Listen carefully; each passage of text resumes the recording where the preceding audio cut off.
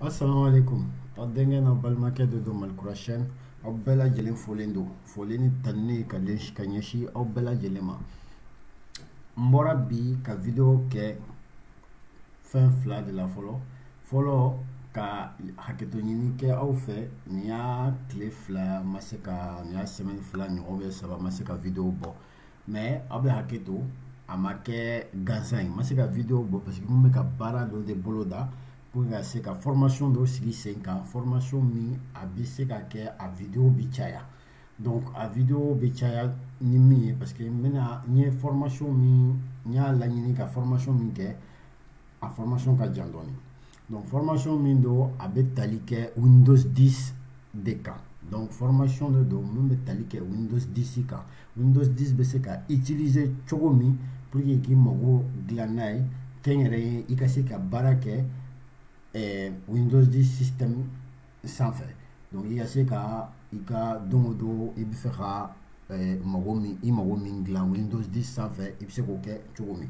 Donc la formation à vidéo kacha ni baraka ni semaine fla qu'on en a pour que ce cas vidéo nous chama glan pour que ce cas à formation ici 5 ans à la baraka la chama kera ola.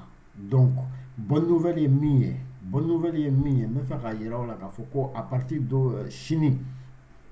Donc ni chaîne sans fait, malgré chaîne sans fait, une chaîne YouTube sans fait, une chaîne Facebook sans fait. Mais là la en même temps aussi que TikTok ni nda elle pour que c'est que vidéo bloquée à sans fait. Donc 16h pile vidéo kelembo une chaîne sans fait, mon métallique une formation métallique Windows 10 la barre là. Je sais que Windows 10 utilise tout pour la barre. Donc, aïe une vidéo, même la vidéo fait, aïe vidéo à Tchad Kosovo à partager, à la chaîne YouTube, à la chaîne Facebook, à abonner à la chaîne Flaran. Donc, 16h vidéo Kelemebo Windows 10. Donc, formation de dos, même Windows 10. On est comme à foyer bi. Donc, au cas où faut que vous ayez une vidéo, aimer, partager, commenter.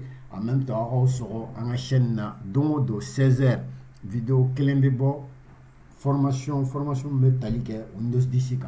Donc, on est comme un boulot à foyer. On tient une braja à la mella, à la rambe, à la vraiment. Salam alaikum.